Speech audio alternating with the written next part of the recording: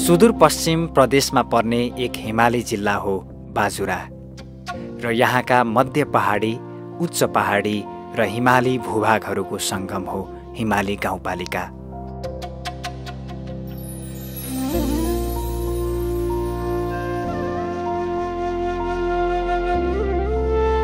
बसोबासको हिसाबले चाहिँ सबै खालका मानिसहरू बस्छन्, जस्तो कि अब तल चाहिँ क्षेत्री, बाहुन हैन, दलितहरूको बस्ती पनि छ।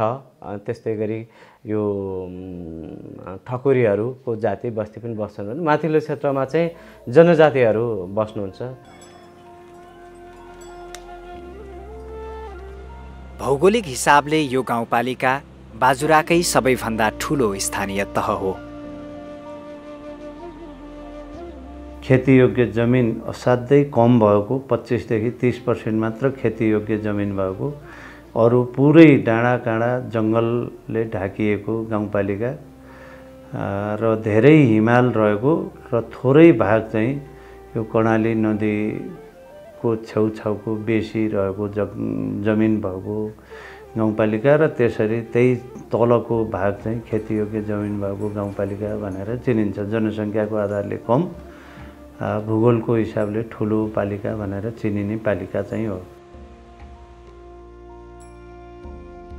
जिल्लाको उत्तरी भेगमा रहेको यो गाउँपालिका राज्य पुनर्संरचनाको क्रममा साबिकका बिच्छा गाविस, रुगिन गाविस र बाँधु गाविसका 1 देखि 7 सम्मका ओडाहरू गाभेर बनाइयो भने यहाँको अधिकांश क्षेत्र हिमाली भूभाग रहेको र प्राय हिमपात भइराख्ने हुनाले यस गाउँपालिकाको नाम हिमाली गाउँपालिका राखिएको हो।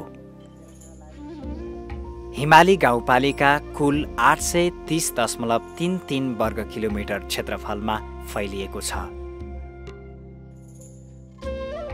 यसको पूर्वमा मुगु जिल्ला पर्दछ भने उत्तरी सिमाना हुम्ला जिल्लासँग जोडिएको छ। गाउँपालिकाको पश्चिममा बझाङ जिल्ला र बाजुराको गौमूल गाउँपालिका पर्दछन् भने यसको दक्षिणमा बाजुराकै बुढीनन्दा नगरपालिका र स्वामी कार्तिक खापर गाउँपालिका रहेका छन्।